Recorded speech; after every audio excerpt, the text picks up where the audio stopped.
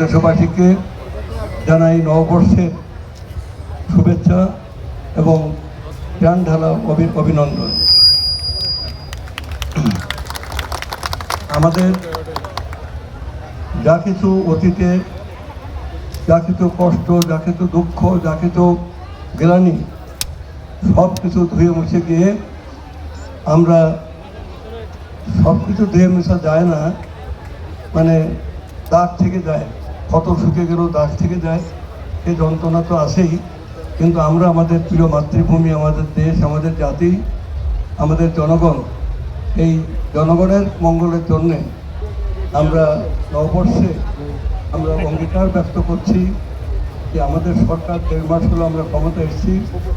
আমাদের সাবেক প্রধানমন্ত্রী গণতন্ত্রের মাতা বেগম খালেদা জিয়া, তিনি মৃত্যুর মুখোমুখি দাঁড়িয়ে হাসপাতাল থেকে বেরিয়েই তিনি প্রথম যে কথাটা তিনি উচ্চারণ করেছিলেন যে কোনো প্রতিশোধ নয়, কোনো প্রতিহিংসা নয়। আমরা প্রতিশোধ, প্রতিহিংসা আমরা একটু বিশ্বাস করি না, আমাদের প্রধানমন্ত্রী বিশ্বাস করে না।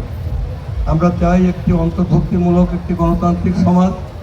সেই সমাজে মতপার্থক্য থাকবে, মতের এবং আদর্শের বিভেদ থাকবে, কিন্তু সেটা গণতন্ত্রেরই মানে সৌন্দর্য। আমরা সবাই মিলে আমরা বাংলাদেশি, সবার আগে বাংলাদেশ, এই হচ্ছে আমাদের অঙ্গীকার। এবং সেই কারণে আমরা সমাজে নির্বাচন অনেক থেকে দূর করে আমরা ঐক্যবদ্ধভাবে একটা শান্তির বাংলাদেশ আমরা গড়ে তুলতে চাই।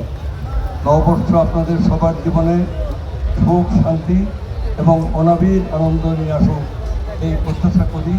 এবং আপনাদের প্রতি আবারও নববর্ষের রক্তিম শুভেচ্ছা জানিয়ে আমি আমার বক্তব্য শেষ করছি।